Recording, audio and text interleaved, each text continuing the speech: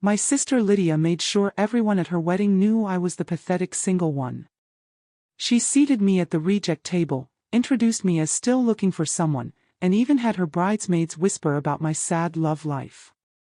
But when a mysterious stranger whispered, "Act like you're with me," what happened next turned her perfect day into my perfect revenge. The wedding hall sparkled with golden lights and crystal chandeliers. But all I could focus on was the table number in my hand, table 12. The singles table. The reject table. The place where Lydia had strategically placed me to make sure everyone knew her older sister was still alone. I'm Hannah. And I should probably start by explaining how I ended up as the family disappointment at my own sister's fairy tale wedding. Lydia and I had never been close, but the competition between us had reached toxic levels over the past year. Ever since she got engaged to Richard, a successful investment banker from a wealthy family, she'd made it her personal mission to remind me that I was 32 and still single. "Maybe you should try dating apps again," she'd say with fake concern during family dinners at our parents' house. "I mean, you can't be picky forever. Time is running out, Hannah." Our mother, Diane, would nod sympathetically while our father, Adam, would change the subject awkwardly, but Lydia never let it go. She seemed to take genuine pleasure in my romantic failures, as if my single status somehow validated her own happiness. The morning of her wedding, she called me with what she claimed was sisterly advice. "Hannah, honey, I know today might be hard for you," she said, her voice dripping with condescension, seeing everyone so happy and in love. "Just try not to look too miserable in the photos, okay? And please don't spend the whole night talking to the bartender like you did at Cousin Joanne's wedding." That should have been my first warning about what was coming. When I arrived at the Grandview Manor reception hall, wearing a beautiful navy dress I'd spent weeks picking out, Lydia's maid of honor, Marion, approached me with a clipboard and that particular smile people use when they're about to deliver bad news. "Oh, Hannah, let me show you to your table," she said with the same fake sweetness Lydia specialized in. Table 12 was tucked in the back corner near the kitchen doors where the catering staff bustled in and out with trays of food. The others seated there were Lydia's single co-workers who barely acknowledged my existence and our elderly great-aunt Janet who spent the evening complaining about the music volume and asking if I'd considered lowering my standards. But the real humiliation came during the family introductions. The reception was in full swing when Lydia decided to parade me around like a cautionary tale. She grabbed my arm and pulled me toward a group of Richard's relatives, sophisticated-looking people who clearly came from money. "And this is my sister Hannah," Lydia announced, her arm around Richard's shoulder like she was claiming territory. "She's our little career woman, still focusing on work instead of finding someone special." The group smiled politely while I stood there, feeling heat creep up my neck. Mrs. Wellington, Richard's aunt, looked me up and down with obvious pity. "Oh dear, don't worry," she said, patting my arm with a manicured hand. "There's someone for everyone. Have you tried church groups? My nephew William met his wife at a prayer circle." Lydia laughed, not a kind laugh, but the laugh of someone enjoying another person's discomfort. "Hannah's very independent, aren't you, sis?" The way she said independent made it sound like a disease. "I just haven't found the right person yet," I said, trying to keep my voice steady. "Well, you can't wait forever," Richard's mother, Margaret, chimed in. "My daughter waited too long and now she's 45 with fertility issues. Don't make the same mistake." For the next hour, I endured a parade of Lydia's friends and Richard's family members offering unsolicited dating advice. Each conversation felt orchestrated, like Lydia had briefed them on exactly how to make me feel small. Joseph, Richard's business partner, suggested I try lowering my expectations. Christopher, a family friend, shared the story of his spinster aunt who finally found love at 50 with a widower who had 6 children. Even the photographer seemed to be in on it. When it came time for family photos, he kept asking if I had a +1 and looked genuinely confused when I said no. The breaking point came during the bouquet toss. All the single ladies to the dance floor, the DJ announced with enthusiasm that felt like mockery. I tried to hide behind a marble pillar, but Marion spotted me and grabbed my arm. "Come on, Hannah. This could be your lucky day." I found myself pushed into a circle of 20-something women who giggled and squealed as Lydia prepared to throw her bouquet. These were Richard's younger cousins, fresh out of college with their whole lives ahead of them. Standing among them, I felt ancient and desperate. Lydia looked directly at me, smirked, and deliberately threw the bouquet in the opposite direction. A 24-year-old named Chloe caught it while the crowd cheered. Lydia hugged her and announced loud enough for everyone to hear, "Looks like Hannah will have to wait a little longer." The laughter that followed felt like glass scraping against my skin. I saw people looking at me with that mixture of pity and relief that comes from witnessing someone else's humiliation. I retreated to my table, fighting back tears of rage and embarrassment. This was supposed to be a celebration of love, but Lydia had turned it into a public execution of my self-esteem. That's when I seriously considered leaving, just disappearing before anyone noticed I'd gone. Before I gave Lydia the satisfaction of seeing me cry, I was gathering my purse when a deep voice spoke quietly behind me, "Act like you're with me." I turned around, startled, to see a man in an impeccably tailored charcoal suit. He was tall, probably 6 feet 2 inches, with dark hair and the kind of confident presence that made people notice him across a room. His eyes were kind but determined, and there was something magnetic about the way he carried himself. "Excuse me," I whispered back. "Your sister just spent 10 minutes telling my business associate about how worried she is about you being alone," he said, sliding into the chair next to me with fluid grace. "I'm guessing you didn't ask her to share your personal life with strangers." He was right. I could see Lydia across the room, gesturing in my direction while talking to a group of Richard's colleagues, probably explaining how sad it was that I couldn't find anyone to love me. "You don't mind, do you?" he asked, though his tone suggested he was already committed to whatever plan he had in mind. I shook my head, too surprised to speak. For the first time all evening, I didn't feel invisible. "I'm William," he said, extending his hand with a warm smile. "Richard's cousin from Boston, and you're Hannah, the sister who apparently needs saving from eternal spinsterhood." Despite everything, I laughed. "That's me, the family charity case." "Well, not anymore," he said with a smile that was both reassuring and slightly mischievous. William draped his arm casually along the back of my chair and leaned in to speak to me like we'd known each other for years. Almost immediately, I noticed heads turning in our direction. Lydia, mid-conversation with the wedding planner, did a double take when she saw us. Her smile faltered for just a moment before she excused herself and started walking toward our table, her train trailing behind her like a weapon. "Hannah," she called out, her voice an octave higher than usual. "I didn't know you knew William." "Old friends," William said smoothly, his hand touching mine on the table. "We lost touch for a while, but you know how these things go." Lydia's eyes narrowed slightly, her perfect wedding composure cracking just enough to show her confusion. "Really? Hannah never mentioned you." "I try to keep my private life private," I said, finally finding my voice and some of my confidence. "You know how I am about work-life balance." The irony wasn't lost on me. Lydia had spent the entire evening broadcasting my lack of a love life, and now she was fishing for details about a relationship that didn't exist. "How wonderful," Lydia said, though her tone suggested it was anything but. "How long have you two been reconnecting?" "Long enough," William said with a smile that gave away nothing and everything. As Lydia walked away, clearly frustrated by the lack of information, William turned to me with a conspiratorial whisper.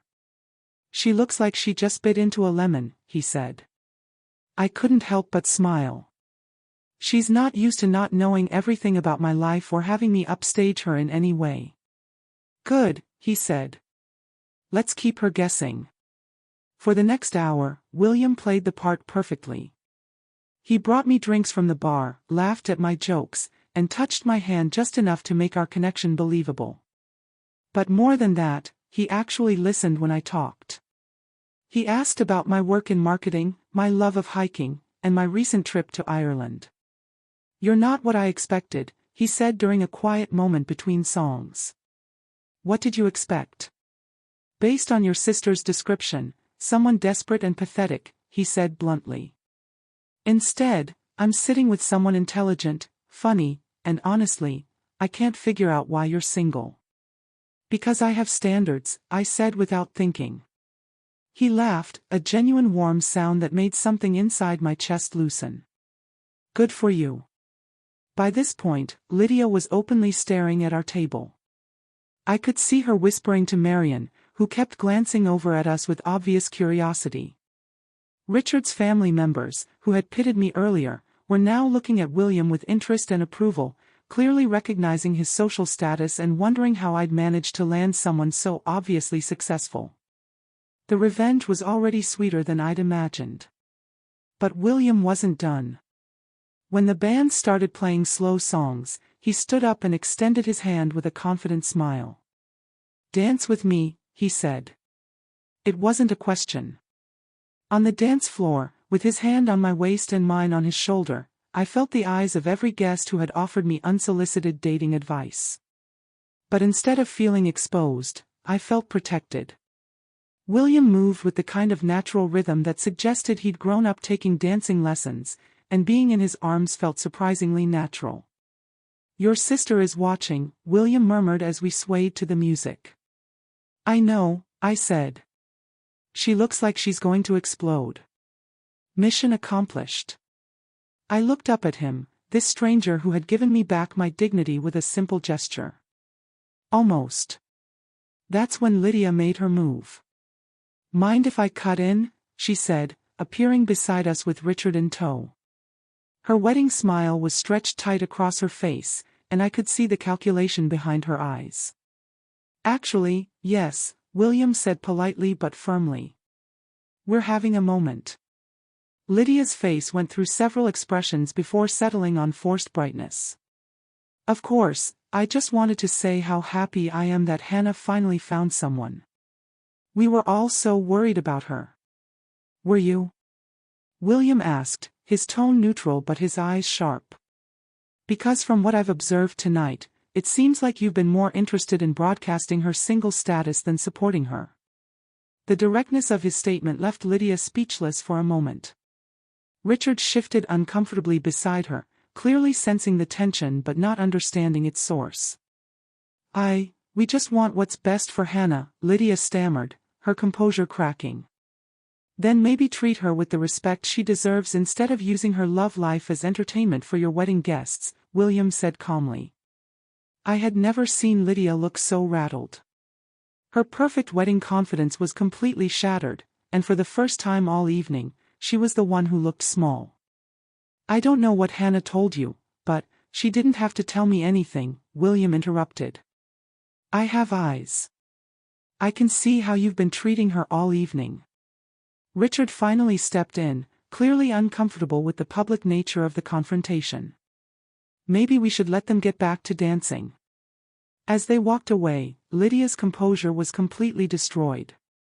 I could see her frantically whispering to Marion, probably trying to figure out who William was and how I'd managed to land someone so obviously out of my league.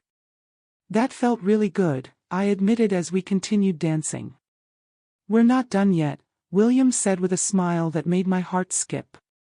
For the rest of the evening, William made sure I was never alone.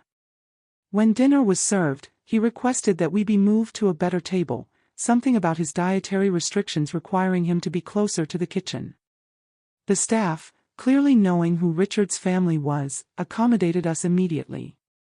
Our new table was front and center, where everyone could see us laughing and talking like a real couple. Lydia's friends, who had ignored me earlier, suddenly wanted to chat and meet William. Richard's relatives, who had pitted me, now treated me with newfound respect and curiosity about my mysterious boyfriend. Mrs. Wellington, who had suggested church groups earlier, now wanted to know all about William's family background.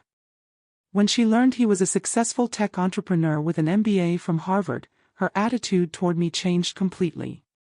"Hannah, you dark horse," she said with genuine admiration. "You never mentioned you were seeing someone so accomplished." But the final act of revenge came during the garter toss. When Richard prepared to throw the garter to all the single men, William stepped forward with the confidence of someone who belonged exactly where he was. "Wait," Lydia called out desperately. "William, you're not single." William looked at me, then back at Lydia with a mysterious smile. "Actually, I am. Hannah and I are taking things slow, getting reacquainted." The garter landed directly in his hands. Whether by luck or Richard's aim, I'll never know. But the symbolism wasn't lost on anyone, especially Lydia. According to tradition, William was supposed to place the garter on the leg of whoever caught the bouquet. But that young cousin Chloe had left early. "Looks like we need a volunteer," the DJ announced. William looked at me with a question in his eyes. I nodded. The crowd cheered as I sat in the chair, and William knelt before me, sliding the garter onto my leg with a gentleness that felt surprisingly intimate for an act of pretense. The moment felt charged with possibility, and I found myself wondering if the chemistry between us was entirely fake. Lydia's face was a mask of barely controlled fury as she watched her single, pathetic sister become the center of positive attention at her own wedding. As the evening wound down and guests began to leave, William walked me to my car. The parking lot was quiet, away from the watchful eyes of wedding guests and my family. "Thank you," I said, finally alone with him. "I know tonight was just an act, but you saved me from the most humiliating experience of my life." "What makes you think it was just an act?" he asked, his expression serious. My heart stopped. Because you don't even know me." "I know enough," he said, stepping closer. "I know you're kind, even when people don't deserve it. I know you're strong enough to endure a night of humiliation without fighting back. I know you're beautiful inside and out. And I know your sister is an idiot for not seeing how lucky she is to have you as family." I felt tears threatening, but this time they weren't from humiliation. "William," I started, but he continued. "I know this started as a rescue mission," he said, "but somewhere between the first dance and now, it stopped being pretend for me." He handed me a business card with his personal number written on the back in elegant handwriting. "If you want to see me again, not for revenge, not to prove a point, just because you want to, call me." I took the card with shaking hands. "What if I want to call you tonight?" He smiled, that same confident smile that had first caught my attention. "Then I'll answer." 3 months later, William and I were officially dating. 6 months after that, we moved in together. And exactly 1 year after Lydia's wedding, he proposed to me in the same hotel where we'd first met. Lydia's reaction to our engagement announcement was everything I could have hoped for. The sister who had spent years making me feel inadequate for being single was now forced to watch me plan a wedding with a man who clearly adored me and who came from an even wealthier family than Richard. But the real revenge wasn't in proving Lydia wrong about my worthiness of love. It was in realizing that I didn't need her validation anymore. William's respect and genuine affection had shown me what I deserved, and I was never going to settle for less again. Our wedding was smaller than Lydia's, but infinitely more joyful. Instead of using the occasion to humiliate anyone, we celebrated with people who genuinely wanted us to be happy. Lydia gave a speech as my maid of honor, something she'd insisted on despite our complicated history. She talked about how happy she was to see me find love, how William was clearly perfect for me, how she'd always known I'd find someone special. The revisionist history was breathtaking. But I didn't care anymore. I had something more valuable than her approval. I had someone who saw my worth from the very beginning. Looking back, Lydia's wedding was the worst night of my life. Her cruelty showed me how I'd been allowing people to treat me, but it also led me to William. Without her humiliation, I never would have been vulnerable enough to accept help from a stranger. Sometimes the people who hurt us the most end up giving us exactly what we need to change our lives. Lydia wanted to make me feel small and pathetic. Instead, she created the circumstances for me to meet my future husband. The irony is perfect. In trying to prove I was unlovable, she delivered me directly to the love of my life.